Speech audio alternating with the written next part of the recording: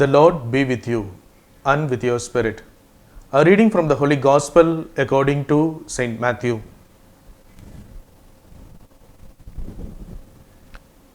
Chapter 21, verses from 28 to 32.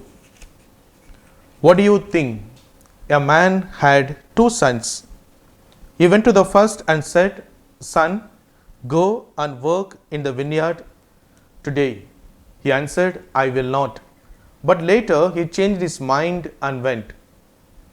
The father went to the second and said the same.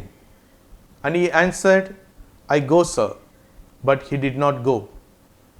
Which of the 2 did the will of his father? They said, "The first." Jesus said to them, "Truly I tell you, the tax collectors and the prostitutes are going into the kingdom of God ahead of you. For John came to you in the way of righteousness, and you did not believe him. But the tax collectors and the prostitutes believed him. And even after you saw it, you did not change your minds and believe him." The Gospel of our Lord Jesus Christ. Praise to you, Lord Jesus Christ. Dear friends, today's Gospel parable, the parable of the 2 sons, is the second of the 3 consecutive parables about vineyards, presented to us in the context of the kingdom of God. Last Sunday, we heard the parable of the laborers in the vineyard, and the next Sunday will be presented with the parable of the wicked tenants. Dear friends, the Sunday's Gospel is a parable about the contrasting attitudes of 2 sons. It's a parable about obedience and disobedience. It is about compliance and rebellion. It is fundamentally about the choices we make in our lives.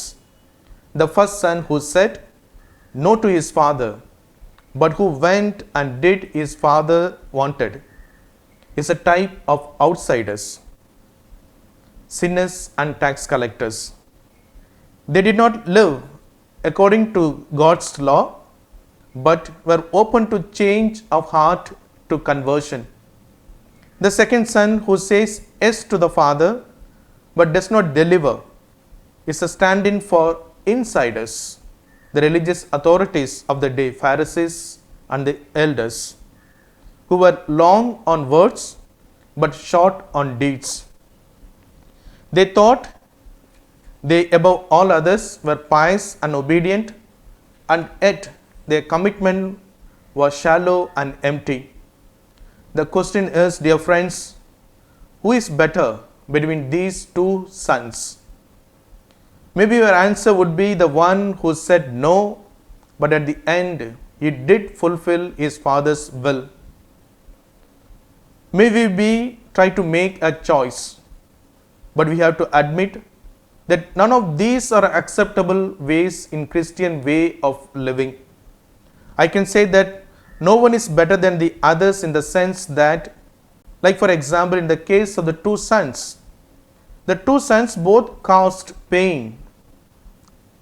The one at the beginning and the other at the end, but would have been better sons by giving wholehearted yes, spontaneously and joyfully, and by carrying out the order efficiently, and not the other way around, by which the no of the first son turned into yes, and yes of the second one became a no.